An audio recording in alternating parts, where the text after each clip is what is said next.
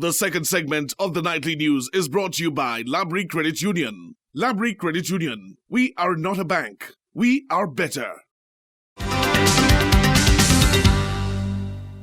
Welcome back. Thank you for staying with us. Following the termination of 4 workers of Secure St. Lucia, a meeting was convened with the Labour Commissioner and the affected parties. The Secretary General of the NWU indicated that coming out of the meeting, Secure St. Lucia was informed that it was in violation of the island's labour laws. More in this report.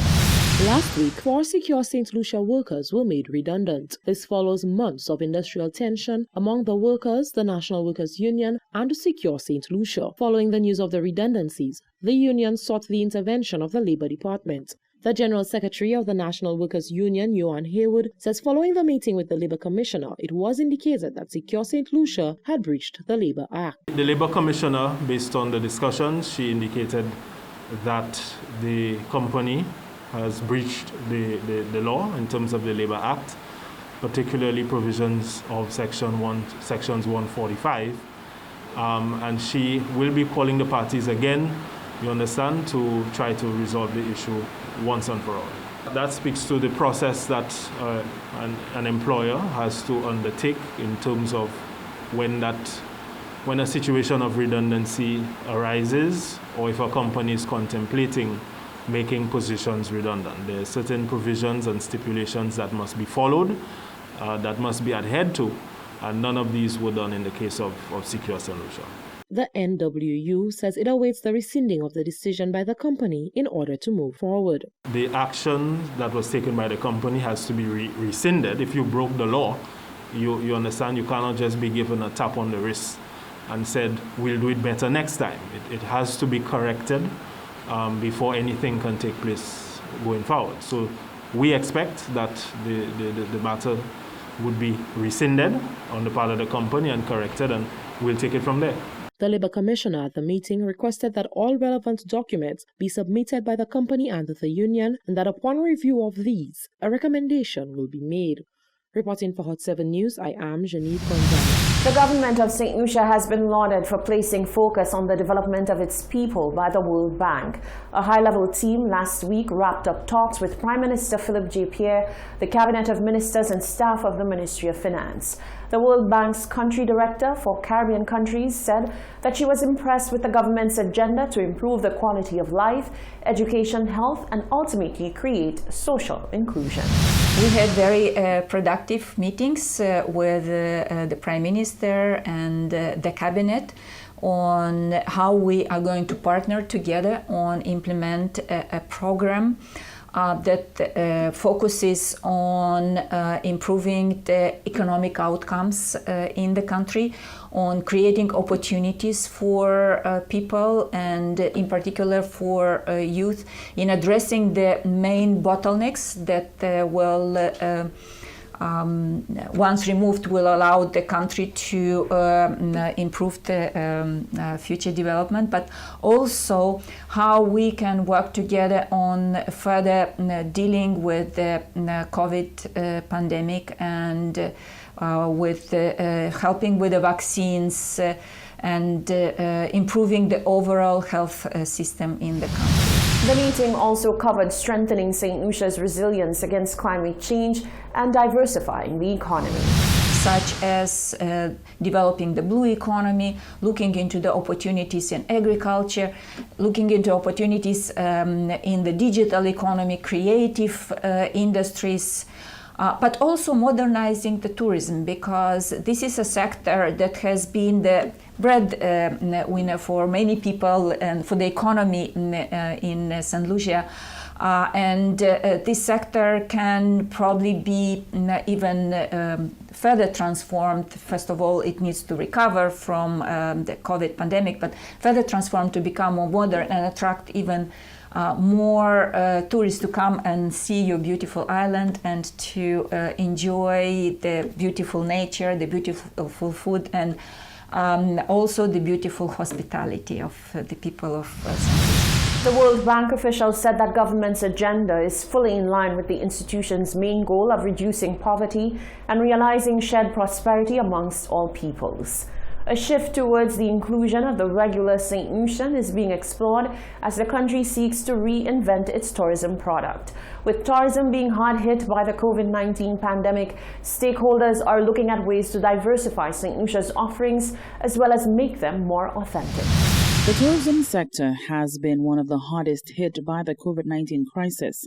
Since the onset of the pandemic, the numbers have been staggering.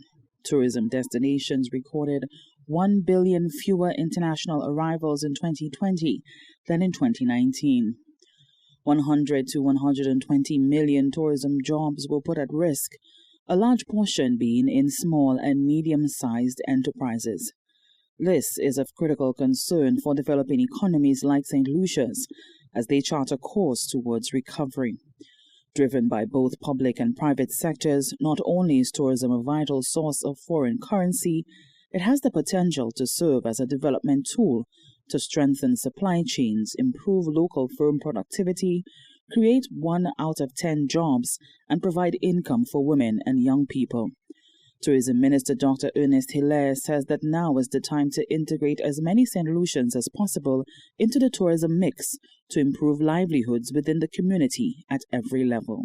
We want our St. Lucians to see the tourists as guests in their homes and to treat them in a manner in which they want to come back over and over again. But to do so, they must feel that they are part of the tourism endeavor. So how do we do it? We need to start thinking of initiatives that will place people at the center of the tourism sector. Some has started, and we need to build on what has been done over the last few years.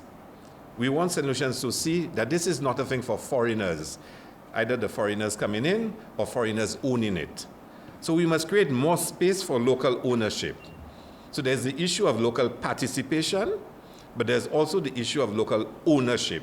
While the minister has nothing against resorts coming to the island, he firmly believes that more locals should be added to the mix. I feel very uncomfortable that an investor would be coming to St. Lucia and we have an understanding, an agreement that you would put $200 million resort, but then the designs are not done by St. Lucians. No work involving the design and the drawings and the architectural work is done by St. Lucians. The construction, when you look at the request for incentives, the amount of lorries and trucks and tractors they want to bring down, where are the St. Lucian contractors involved, in constructing the resort or the hotel, whatever it is? And you start wondering, shouldn't we start changing this and say to developers, if you're going to come to St. Lucia, then surely you must use some of our architectural skills and talents that we have in this country.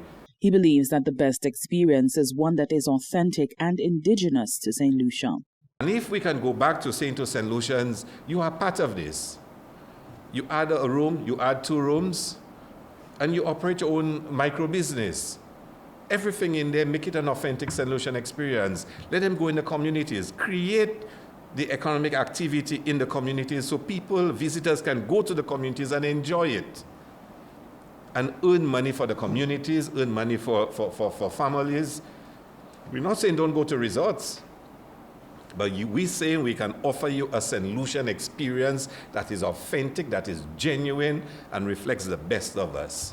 The World Travel Organization notes that to build tourism forward, there must be improvements of the travelers' confidence, understanding and tracking new market trends and the drivers of demand, and committing to build a more resilient and inclusive tourism sector, leveraging renewed interest in sustainability. For the Hot 7 News, Nisha Charles reporting. 9 additional cases of the Delta variant of COVID-19 have been confirmed for St. Lucia. The notification came from the Caribbean Public Health Agency, CARPHA, on Monday. According to the Chief Medical Officer, Dr. Sharon Belmar-George, all of the cases are nationals from across the island.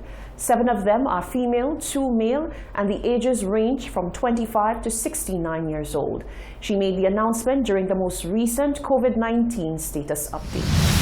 From July 25, 2021 to present, we note 6,475 cases and an average of 84 cases per day.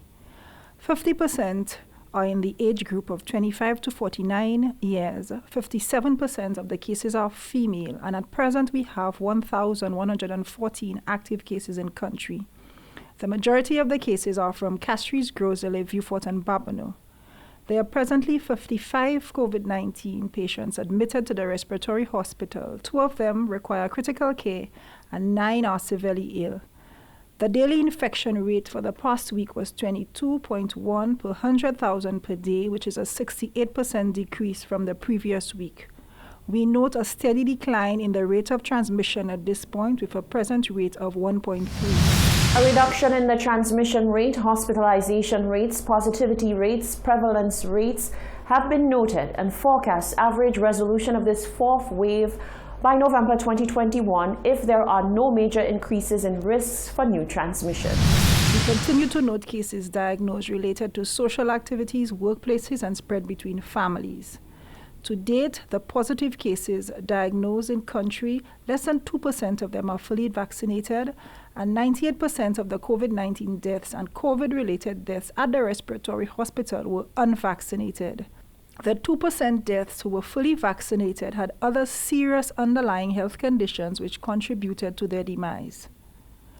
We continue to ask the public to work with us and exhibit responsible behavior to manage this 4th wave. Let us all take personal responsibility to keep ourselves and families safe. We continue to have available both the Pfizer and the AstraZeneca vaccine free of charge in country at the various wellness centers. An increase in severe cases, admissions, and deaths from the southwestern zone of the country has been noted, which also corresponds to the areas of low vaccination uptake. Investigations and specific interventions will be implemented to address the issue. This is the Hot 7 TV Nightly News. There's more news after the break.